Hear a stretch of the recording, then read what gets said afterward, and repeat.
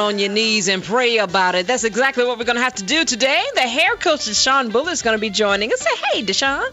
Hello, Sister Morgan. How are you today? I am wonderful. Good. Now, when we come back from commercial break, and let me tell you something, you don't want to miss this. Today, we're going to be talking about fact or fiction. The real deal about hairstylists. You got a question about your stylist? Want to know something? And stylists, if you're listening, just turn it up so the whole shop can hear this discussion today, because you're going to call in. I know you are. I know you want to get in on this one. 1-888-467-7754. That is the number. Write it down and put it on speed dial in case you need to give us a call. That's 1-888-467-7754. I'll be right back with the hair coach. It's time for Let's Talk Hair. Let's Talk Hair with Deshaun Bullard. Every Monday, Deshaun will educate, advise, and simply enlighten you about hair care, maintenance, and styles. And now, Deshaun Bullard with What's Hot with Your Hair. Hey, Deshaun, it is Monday once again. You and I are together, and boy, the phones are already jumping. Everybody wants to talk about their stylist. Yes. This is a hot topic. Well, I guess it's a needful topic as well. It is. Because most of us have a stylist, and the important thing is you got to feel comfortable with your stylist. You do. So what do you have for us this week? Well, Sister Morgan, I think the reason why I wanted to have this conversation is to actually dispel some myths about hairstylists as well. Okay. I was at a meeting this weekend, and a young lady came up and said she had written a book on natural hair and that she was producing this book and it was out there. And so after the meeting was over, I kind of went to her and I said, "Oh, so you're a licensed hairstylist?" And she said, "No." What? And so I said, "You wrote a book about hair and you're not a licensed hairstylist?" And so I thought about it and I said, if you can't write a book about law if you're not an attorney or a lawyer, and you can't write a book about medicine unless you're a doctor. So with this whole natural hair craze, I think the problem is that the beauty industry or hairstylists have maybe been misrepresented, and people don't really understand that in order to be a licensed hairstylist, now this is the fact. Okay. In order to be a licensed hairstylist in the United States of America, you must go to school and become licensed. Okay. And I don't think people understand that we are licensed by the state that we perform our duties in. And so if we understood that, then I don't think that people will write books, in an industry where the state says that you can't really, she said that she did hair coaching, where if you're not licensed, by law, you can't do hair coaching. So that would make her illegal. Oh, good Lord. So I wanted to give that fact that when you are entering into a salon and someone is performing hair services on you, look for that piece of paper. Every state, all of the 50 states in the United States of America, we have to go to a state board and take an exam. And once we take that exam, we are therefore, we have that stamp of approval from the state to say that we can go out and we can give hair coaching, we can give advice because we have taken the necessary steps and have gotten to, sat down and had the necessary class hours to perform these services. So that is a fact. There is no one standing up, or there should not be anyone standing up performing hair services without a license. So that is a fact that I want everyone to know, that we went to school, and the work is not easy, Sister Morgan. I believe it. If I had to do a reality show, I would do a reality show on beauty schools just so they could see what we have to learn in order to service them, because it's a lot. It's not just coloring and cutting and styling. I mean, we have to learn things like the bones of the face, the bones of the neck, the scalp, like what you call the dermis, the epidermis. We have to know about primary colors, secondary colors, tertiary colors, things that the average person would not know about. Okay. Because many people don't know my background. I have a degree in computer science, and when I decided to, get into the beauty industry back a long time ago, I'm not going to tell my age. When I went to school and they started putting this stuff out here, I started saying, wait a minute, I've already been to college. I just want to do hair.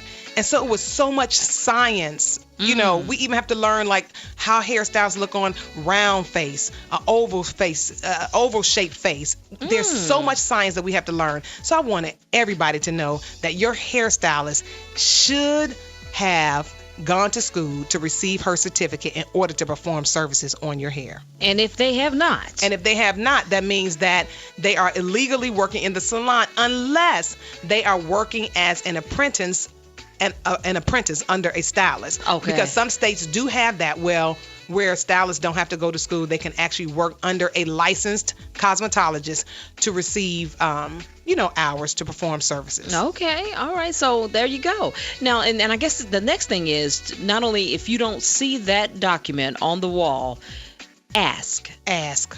Don't be afraid to ask. And the law states that when you walk into a salon, that this license should be visible.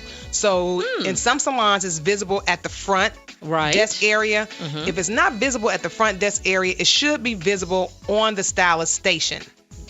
Exactly. Some of the stylists have it on their mirror, or they have it in like a little picture frame. Yes. Sitting on the station. You've seen that. So by law, it must be visible. If you don't see it, be leery, because that means they are what we call in our industry kitchen-ticians, people who perform services at home, and they are performing services in an environment that is not lawful. Well, see, we can't have folks messing up your hair unknowingly. That's the thing. So we've got to be proactive and find out. All right, let's get on the phones and see if we can talk to somebody, because I'm sure you want to talk to somebody, right? Yes, I do. All right.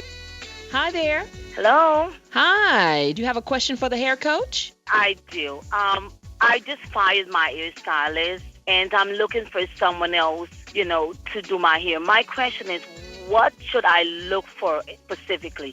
Because the one that I fired, when I went to her, I've been going to her for 3 years. And I told her what I wanted, but she refused to give me what I want. She gave me something else. And so I was not happy, and I never went back.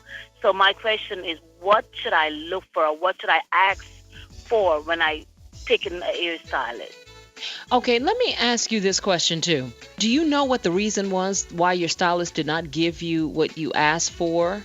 Well, it's because she said at this time she thinks this will look cute on me.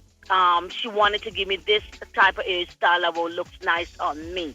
But I am the one that's paying the money. I tell you what I want. Okay. You don't tell me what I should get.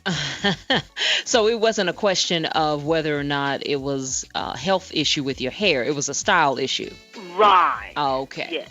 That's why this is very important, because the first thing that anyone should look for is that piece of paper that I said, because we don't know if this person had a license or not, because we are taught in school system, Morgan, that she is correct. We are the servants. It's just like going into a restaurant. They can't tell you what food you should have just by looking at you, that you need vegetables. They can't just put any type of food on your plate. So when you come into the salon, we are taught, that's the first thing that they teach us in Cosmetology 101. They teach us how to deal with the customers, how to relate to the customers, and understanding that we are just the servants and that the person who pays is the boss. So after you look for that piece of paper, then go and have a consultation. Talk to them. Let them tell you about what they think, and then you tell them about what you think, and then they will give you an honest opinion.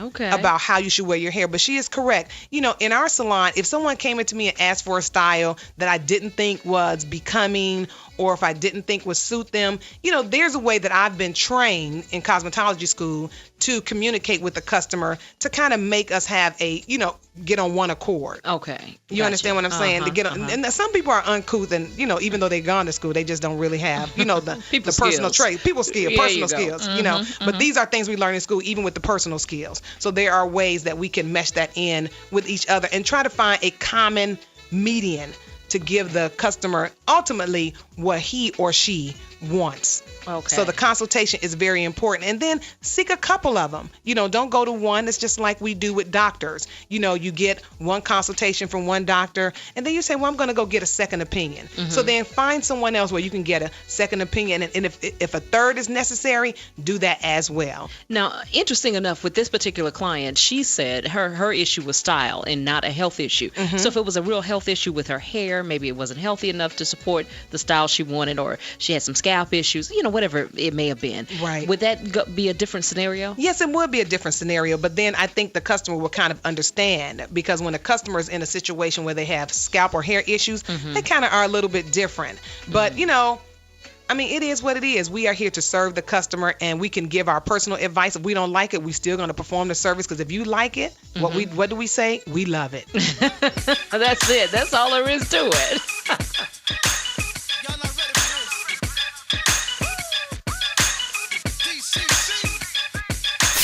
at your desk, in your car, and at home. The First Lady is on your radio.